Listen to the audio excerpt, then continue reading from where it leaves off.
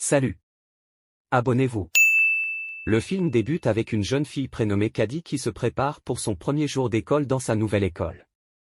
Une fois arrivée dans sa classe, Caddy se présente aux élèves et leur explique qu'elle a passé toute sa vie au Kenya et est venue en Amérique. Perry, une professeure de mathématiques, accueille Caddy et lui fait part de son impression sur ses excellentes performances en mathématiques. La professeure Perry interroge Caddy sur les enseignants qui lui ont enseigné les mathématiques. Cependant, Caddy est surpris lorsqu'elle lui affirme qu'elle n'a été éduquée qu'à la maison. La leçon de littérature anglaise débute et Caddy ne parvient pas à trouver un siège pour s'installer, ce qui la contraint à s'installer par terre pendant la période du déjeuner. Caddy cherche un endroit où s'installer pour son déjeuner. Aucun des étudiants ne laisse Caddy s'installer à ses côtés. Il semble que Caddy s'énerve et décide de déjeuner seule dans la salle de bain. Janice, une fille, et Dema, son collègue, constate que Caddy est nerveuse car elle n'a pas réussi à se faire des amis le premier jour à l'école. Il décide alors de devenir ami avec elle et Caddy semble être ravie et les remercie pour leur gentillesse. Janice se rend à la salle à manger avec Caddy et lui confie que les élèves de l'école sont répartis en groupes. Le groupe initial comprend les élèves passionnés par le sport et les jeux de combat. Les élèves du deuxième groupe sont passionnés par les relations amoureuses, tandis que ceux du troisième groupe sont passionnés par le théâtre et les arts. Le groupe suivant comprend les élèves qui sont passionnés par les mathématiques. Caddy remarque qu'il y a deux filles très belles mais qui sont assises seules.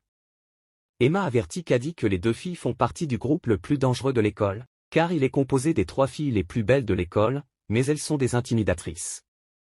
Gretchen, la première fille, est celle qui apprécie discuter et susciter des tensions entre les individus. Karen, la deuxième fille, a l'air stupide malgré sa beauté, tandis que Regina, la dernière fille, est la fille la plus dangereuse du groupe, étant donné que tous les élèves ont peur d'elle et de ses actions malveillantes.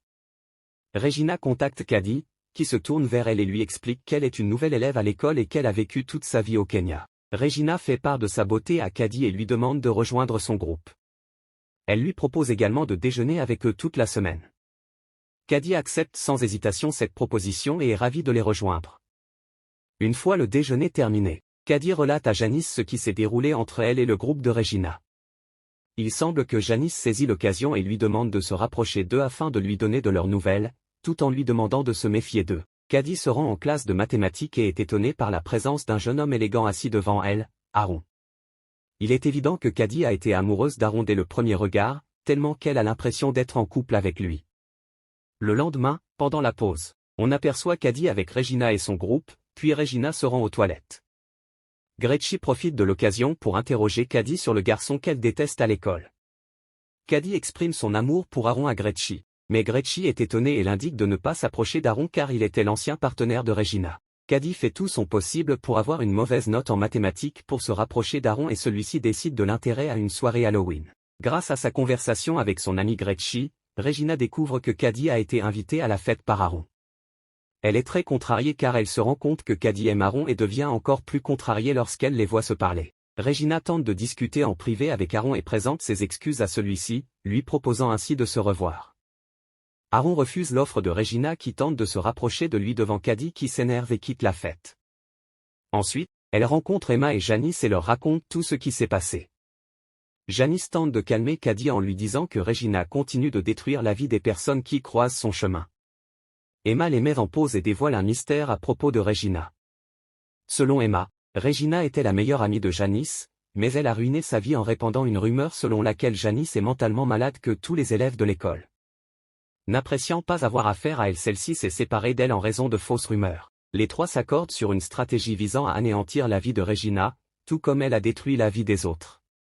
Le plan débute par l'offre de chocolat par Caddy à Regina, qui est en surpoids, et lui ment en prétendant que c'est du chocolat sain, ce qui fait que Regina en mange de grandes quantités presque quotidiennement. Grâce à sa discussion avec Gretchen, Caddy apprend que Regina trompe Aaron avec un autre homme et le croise tous les mardis dans la salle de nettoyage de l'école. Caddy révèle à Aaron la vérité, ce qui le met très en colère. Il se rend immédiatement dans la salle de nettoyage et est surpris de constater que Regina le trompe réellement. Il décide alors de mettre fin à sa relation avec elle. Le lendemain, la professeure de mathématiques Perry interroge Caddy sur le secret de ses mauvaises notes en mathématiques, même si Caddy est une élève talentueuse en mathématiques. Caddy explique au professeur Perry qu'elle a été affectée par des problèmes familiaux ces derniers temps.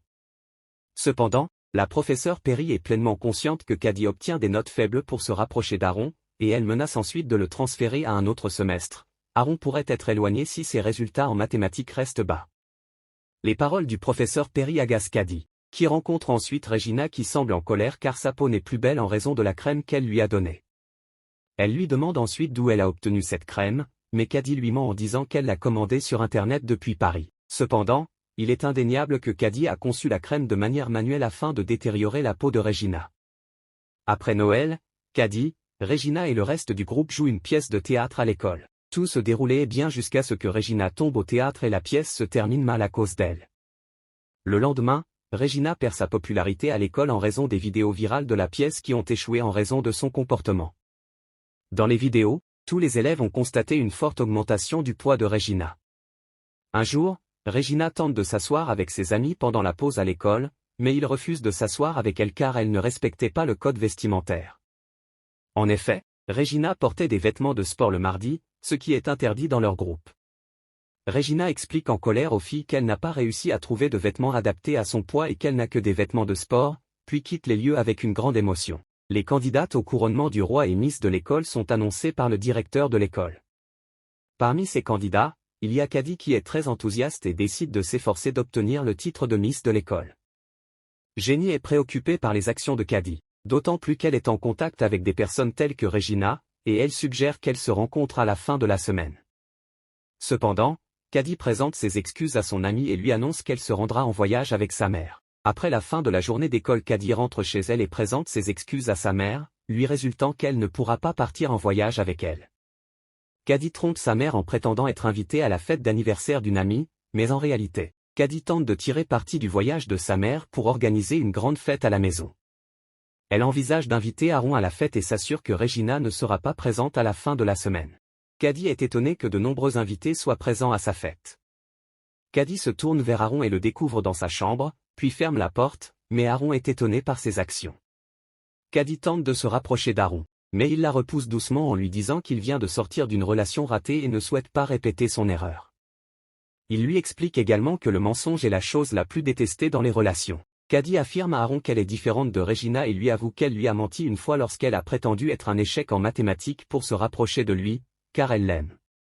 Cependant, Aaron est choqué et lui dit qu'elle n'est pas différente de Regina dans ses actions. Cependant, Caddy essaie de le rattraper et est surprise par l'arrivée de Janice et Emma qui se disputent avec elle pour leur avoir menti. Janice et Emma font le choix de mettre un terme à leur amitié avec Caddy, tandis que Regina s'entraîne pour diminuer son excès de poids. Tout à coup, la mère de Regina découvre le chocolat que Caddy lui a offert et lui explique que ce chocolat était spécialement conçu pour les personnes qui souhaitent prendre du poids. Finalement, Regina réalise que Caddy l'a trompée et choisit donc de se venger d'elle. Le jour suivant à l'école, Regina laisse le cahier contenant les photos des filles par terre. Une des élèves le découvre et le distribue à toutes les écolières qui y retrouvent leurs photos. Regina place aussi sa photo dans le cahier et écrit des phrases négatives en dessous afin de dissiper les soupçons à son sujet. Regina se rend dans le bureau du directeur et prétend ne pas pouvoir pleurer en raison des discussions écrites sur elle et les autres élèves.